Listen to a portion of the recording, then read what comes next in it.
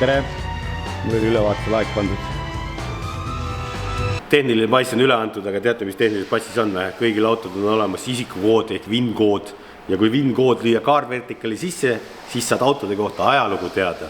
CarVertical on siuke väga hea abimees enne, kui te autot ostate, minge vaadake, millega on tegemist.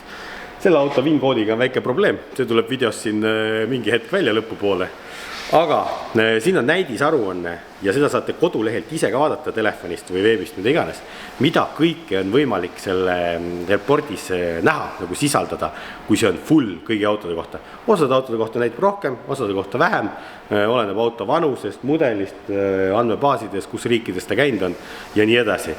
Põhilised asjad sa näed ikkagi ära, et kas auto läbisõiduga on manipuleeritud või on ta avariisid läbinud ja seal kõik nii-öelda ülevaatuspunktis tegelikult märgitud vead leiab ka tihti peale Eesti autode ja paljude Saksa autode kohta. Nii et tasub uurida enne, kui autot ostma lähete, kasutage vampiire ja sooduskoodi niimoodi, et ei saaks tüssu. Nüüd lähme vaatame edasi, mis selle ülevaatusmehega saab.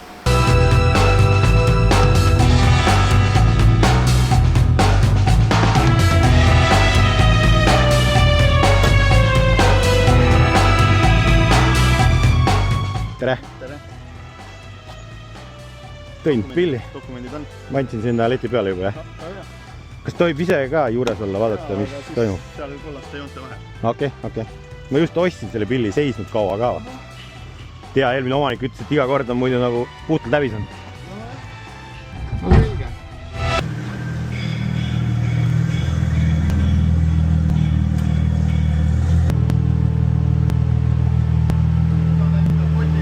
Äkki tõid enda kapoti ise lahti? Jaa, see käib lihtsalt. See pidi see motospordi värk olema. See pigem meenutab nagu Audi A2. Mingil Audil on veel. Oi, kudu me paneme? Siia maa, jah? Jaa, vabandust, jaa.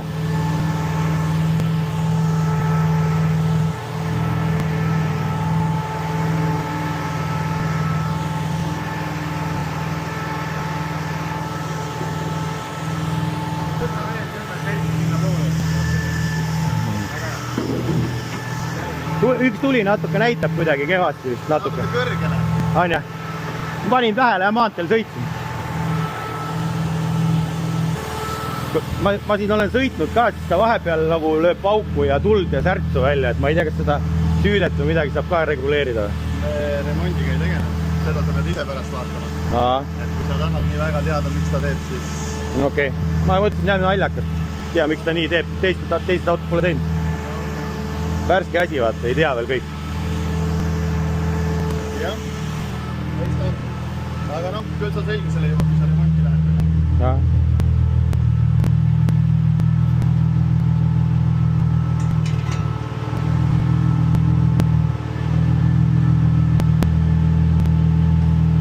Tead, see mees käib küll kurja näoga ringi, vaatab, et mis kotlet siia toodud on, aga kui see on pärast teada.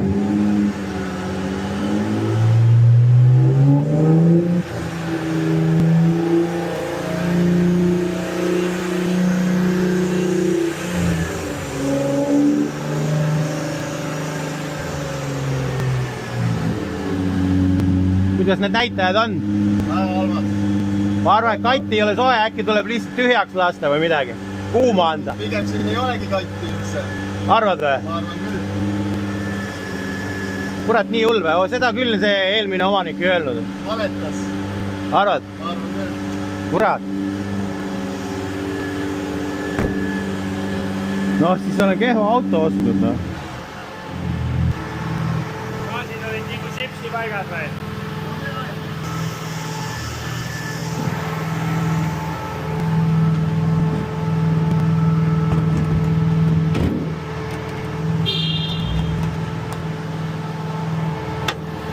Ma panen selle ka tagasi. Ma ausalt parandan selle ära, et sellepärast ikka saab läbi ju. Seda nad räägivad kõik.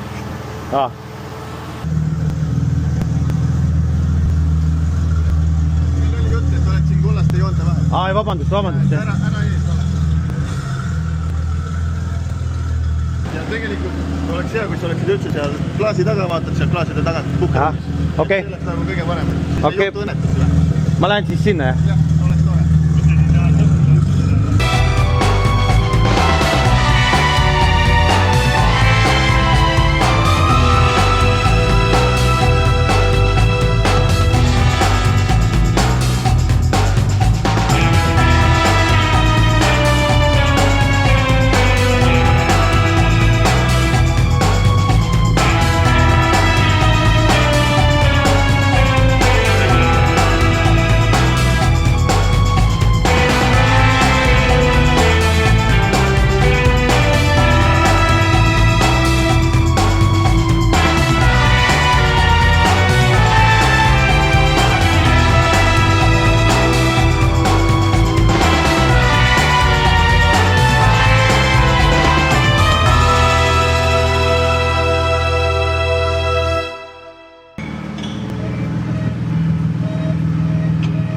Kuidas tundub, et on lõtke ka või ei ole? Lõtke ei ole, aga noored tule alla, ma näitan sulle midagi. Ahah, sealt jah? Esmalt Nii. hakkame siit tagant otsast üle. Ahah. Mis asi see on? Ma ei tea, ega ma autodest suurt palju ei jaga, et see on mingi kuuma tuleb sealt. Keegi on sul summuti ringi ehitanud. Mis ei Ahah. tohi olla. Ei tohi? Seda, jah? Okei. Jah? No ma auto alla ise ei näinud, jah? Ahah. Teinekord, kui autot ostad, siis mine käi kuskilt läbi. Ja ülevaatul võiks käia äkki enne, jah? Enne. No kurat, nii hea diil oli, ma mõtlesin, et äkki keegi võtab ära enne. Ahah. Jah, aga Ja mis asi see on? Need ei ole küll originaalis sellised. Need nõõtsad siin. Ja siin pole samamoodi, vaata. ma ei oska kommenteerida, äkki on mingi sportauto tükid või? Äkki on nagu mingi upgrade? Aga siis nendega tänaval sõita ei tohi. Ei tohi, jah? Ei tohi. Huvitav, väga huvitav. Et keegi on mingit tünga sulle teinud. Tünga jälle või? Jah. No kuidas saab nii hull asi Sa olla? ostsid sportautod ja sa ise ei teagi. No ees ütles, et ta on ikkagi raja peal käinud sellega, et ta on ausalt vastu pidanud ja palju päevi näinud, aga pidi veel eluiga olema. No, tal eluiga on, aga kas talle tasub see sisse puhuda? Aa, Ma arvan, et see läheb sul, noh, kui sa tänaval tahad taga sõita, see läheb liiga kalliks sulle maksma. kuidas tundub siis nagu päris ässvärk, et saab nautima hakata seda autot, jah? No kõigepealt sa peaksid ikkagi selle korda tegema tänavakõlblikuks ja siis sa võid minna nautima sellega tänavale. Ma ei tea, praegu sõidab ka ju päris hästi ju. Ja omal vastutusel võid sõita. Aga nipet-näpet siis ja väga hull ei ole vist, jah? Natukene siit-sealt Ahah, ja siis on juba hea. ahah. No okei, aga ma siis lähen ootan, et Jah, mis see nimekiri tuleb siit, kui pisike see on. no eks vaatame, kui pikk see tuleb, et siis pärast saad seal teada. Hästi, aitäh teile! Ja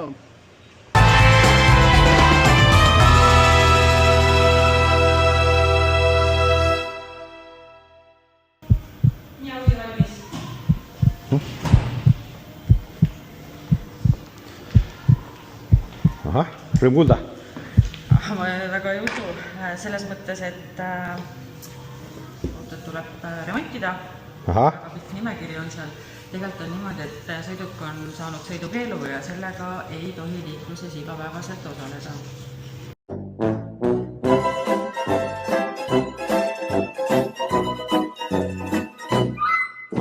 oi-oi-oi. Mõned puudused siis räägime, kuidas on, et VIN-koodi ei leidnud ülevaate kuskilt, ehk siis VIN-kood puudub. Sõidukeelu saab tema sobimatu muutmisega sellest, et need rattpraami seest väljas ja kapoti ja tagaluugi tuulelukud on puudu. Need on ka nagu... Vähe sportlikumad pandud sinna. Noh, jah, ütleme siis niimoodi. SRS, ABS, niisugused tuled kõik põlevad. Ühesõnaga 30 päeva on teil aega korda tegemiseks, korduv ülevaatus on tasuline 10 eurot, saate koha peal tasuda, saate aega broneerida. Nii, ja kuidas praegu soovite maksta? Maksan sulas siis, jah? 30 päeva jooksul siis võiks auto korda teha ja siis uuesti tulla, siis on 10 eurot. Võiks auto korda teha, jah. Ahah. No vaatame, ma lähen siis räägin selle müüjaga, kuidas ta niisuguse asja müüs mulle. Ja siis 59 eurot praegu. 59. Ja 1 euro tagasi. Kas te soovite tšeki arvet? Ei ole vaja, aitäh. Siis on kõik. Kena päeva.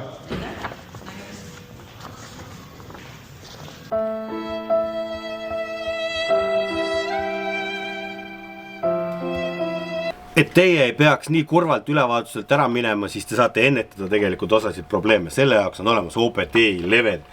Tellite selle tongli, võtate karpist välja, nii ilusat võtmehoidjat teil kaasas ei ole, mina olen pannud sellepärast, et ma näeks, et ta ripub kuskilgi auto OBD pesas, et ma seda head tonglit kellegi autosse ei unustaks, sõbra autosse. Et siuke trikk minu poolt, aga panete selle OBD endal auto lugejasse ja siis võtate nutitelefoni ja saate tegelikult ise juba veakoode lugeda, margid ja mudelid, mida see tongel toetab, leiate siit video alt ka, aga kodulehelt saate kõige rohkem informatsiooni ja seal näitab isegi mudeli ja margi kohta ära spetsiaalselt, mida teie autoga on võimalik teha. Et veakoode saab lugeda enamus uutel autodel 2008 edasi, millel on OBD2 protokoll olemas ja siis special funktsioone saab teatud autodel teha, et viige ennast kurssi, see on olemas Vaagrupp, BMW, Toyotat, Lexust, et ülevaatuse jaoks, kui teil mootori tuli põleb, mingi ajutine viga sees on, siis saate ise ära kustutada seda või airbagi tuld vaadata, mis see tähendab või siis DPF-iga seotud asjad, et kõik asjad, et alati võib-olla ei peagi esindusse minema, kui endal on natuke nutti ja pealehakkamist ja tegelikult OBD level on väga nii-öelda kasutajasõbralik, väga palju pilte on ja ta seletab igat asja, mis teha, infomullid ja kõik jutud. Nii et kasutage Vampire sooduskoodi, soetage endalegi ja saate võib-olla säästa mõned käigud esindusse või autoremondi teekotta. Nii et kõik lingid leiab kalt. Karel saab rollist lõpuks välja tulla ja ta ei ole ühe logutiku värske omanik, vaid ma olen omanud seda autot ju väga pikalt. Paneme need prillid eest ära ja lähme küsimegi siis ülevaatuspunkti omaniku käest, et kas kõik autod Eesti teedel ongi siis nii kehvas seisus ja nii pika nimekirjaga või ma olen siin üle pika aja võitja? Te olete lausa kogu meie ettevõtte ajaloo võitja. Päris huvitav. Et tõesti, nii pikka nimekirja pole varem olnud, aga omalegi huvitav kogemus. Eks me oleme natuke pingutanud ka selle nimel, et kas me saame kõik linnukesed punaseks, kas me saime seda või? See, mis Maanteeamet näitab? No Transpordiamet näitab suhteliselt punast, jah. No selge, aga seda analüüsi me võtame kodus kokku, et palju see tõesti aega ja raha võtaks, et kõik need roheliseks saada. Aga nagu olemegi täna tulnud ülevaatusele, siis et natuke murdaga müüte. Ülevaatuspunkt on siuke hirmus koht, kuhu inimesed kardavad võib-olla tulla. Et kas need ülevaatajad on nii kurjad ja pahatahtlikud ja peedistajad või tegelikult tuleneb see seadusandlusest? Ma arvangi, et tegemist on pigem müüdiga, et ülevaataja ise ei mõtle midagi välja ega ei ole ei pahatahtlik, heatahtlik, see ei puutu asjasse, et seadusandja on määrusega täpselt ette kirjutanud, mida peab kontrollima ja millistele tingimustele peab vastama. Nii et ülevaataja roll on sisuliselt ainult võrdleja roll. Tal on ees etaloon või normid ja siis ta vaatab sõidukit ja hindab, kas sõlmed vastavad normidele või mitte. Aga mis need kõige tüüpilisemad vead siis on, millega tegelikult läbi kukutakse, mida inimene tegelikult enne teie juurde külastust saaks ise kodus ära kontrollida või ära teha? Vot see on just väga hea point, millele sa vihjasid, et umbes 60% korduv ülevaatusi on põhjustatud valgusallikatest. Ja lihtsalt mõni latern või tuli ei põle autol. Ja need on kõik sellised puudused, mida autoomanik oleks saanud ise vältida. Okay. Et selles mõttes sügav soovitus, et vaevuge tegema ring ümber auto ja te saate ise kontrollida kõikide valgusallikate toimimist. No vajadusel võtate sõbra või kuskil klaasfassaadil saada vaatata tagumise udutule, tagurdustule. Sellega ongi juba suur risk maandatud, et te saate tühise asja pärast tegelikult üle kordusülevaatus. Seda me tegime, meil olid tuled, olid korras vähemalt. Jah, enam vähem. Kui me vaatame seda sõidukit, siis siin jäi ikkagi üks asi silma. Siis jäi ikkagi silma, et üldiselt me saame aru, et tegemist on siin valgusallikaga. Me tunneme selle LED-riba ära, me näeme isegi, et tal on vooluühendus ja ütleme, et see sobib diskoteeki ja meeleolu valgustuseks või kuuse ehtimiseks, aga sõidukile sellist LED-riba lihtsalt panna ei ole normide kohane. Mulle see omanik rääkis, et tegemist on sport- ja driftiautoga ja nendel on kohustuslik ralli nii-öelda driftireeglitega ja nii naljakas kui see ei ole, et meil on isegi ees klaasi peal nõutud pidurituli, aga see on kohtunikele nägemiseks, mida inimene teeb, aga tänaval ei ole ees pidurituld väes. Täiesti arusaadav, et ongi võistlusautodel ja show-autodel on täitsa teised vajadused ja üldjuhul siis neid viitakse kas treileriga sinna show platsile või võistlusraja juurde, lihtsalt nad ei ole sobilikud tänavaliikluses osalemiseks. Olgugi, et mõned sõlmed võid olla isegi paremad, aga normatiivid on niimoodi tehtud. Aga ma küsingi endast huvist ja sportlikust huvist ja teadmisest, mida teie arvate, kas need normid ja need on natuke ajale jälgu jäänud ja võiks neid painutada, sellepärast meil on ka kliima soojenemise tõttu näiteks Eestis palju päiksepaistvad suved ja võiks lubada mingisugust toonklaasi ette või see on ikkagi väga ohtlik. Kuidas te ise arvate, et kas need seadused on natuke veel jalgu jäänud või mitte? Normid tulevad tegelikult juba Euroopa Liidu direktiivist ja Eesti on teinud võimalikult sarnased oma nõuded Euroopa direktiivile, nii et Eesti ei ole mingeid erisusi vähemalt suures hulgas ise juurde lisanud. See, kas toonklaas on ohtlik või mitte, see võib olla väga pikk arutelu, et tegelikult ma arvan, et te nõustute, et pimedas sõites läbi tumedaks toonitud klaasi on ikkagi väljavaatamine kehvem. Aga kas me kunagi võime Eesti liikluses näha ka nagu ongi mingisuguseid sportautosid tõesti, mis on nagu motosporti mõeldud, justkui turvalised 6 punkti vööd, korvistmed, kõik need asjad. Kas võib olla lootust, et kunagi need autod võivad ametlikult sõita Eesti teedel? Mis selleks oleks vaja teha Eesti? Mida me saaks autocommunity'ga teha, mingit avaldusi asja? Lootus sureb viimasena, aga mõningad asjad on lubatud, näiteks turvapuur, võib-olla ka sportrool, need asjad on võimalik registreerida Transpordiametis ümberehitustena, ka näiteks võimsamad mootorid, ka väljalaskesüsteemid, kuid teatava piirini. Mingisugused võimalused on, kui autoentusiastid viiks ennast asjadega kurssi ja võib-olla tõesti Maanteeametis käiks ja uuriks ja küsiks, kuidas on võimalik? Kui see on hädavajalik, et pigem nii-öelda spordi jaoks või võistluse jaoks mõeldud auto on teise asja jaoks mõeldud kui tänavaliiklus. Ja 2 ühes, see on nii nagu, et head ja odavat tahaks, et siis soovitatakse, et osta 1 hea ja 1 odav asi. Tõepõhi on taga. Kuule, aga suured tänud, et võtsite meid vastu siis, et algne plaan oli ikkagi päriselt teha see nii-öelda, et me tulemegi tuimalt külmalt ja vaatame, mis juhtub, aga me jäime natuke siin vahele nende filmimiste asjadega ja pidime ikkagi lood taotlema, et võib-olla ei oleks siis nii sisutihetat asja saanud teile pakkuda. Nii et võtke seda kui natuke siis õppetunni ja huumorina ka. Kõik võib-olla ei ole siis puhas kuld, mida te nägite. Suur tänu, et te meid külastasite ja olete alati oodatud. Tähtsad dokumentid. Lõpetame selle spioonitamise jälle või? Prillid on küll päris head, kommenteerige all. Kas oleks vaja teha mingi fond või? Need võiks olla päikseprillid on ka siuksed olemas, et peaks hakkama äkki soetama endale ja kasutama hakkama nendega, et päris materjali saab vist, aga aku kestab neil vähe, aga nendest on Gen 2 ka.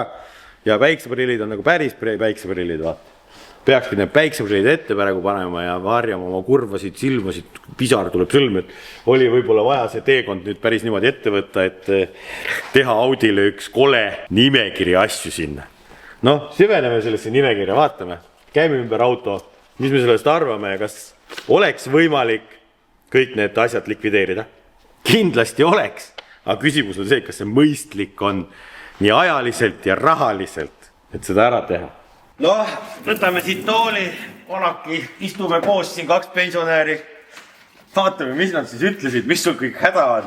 See on nagu see perearsti juures käib, see nimekirja reaalselt. Ja siin ongi reaalselt 2 lehte. Ma ei kujuta ette, kas ma jõuan selle kõik läbi töötada. 3-nurk, selle saame osta, see on meil olemas kuskilgi.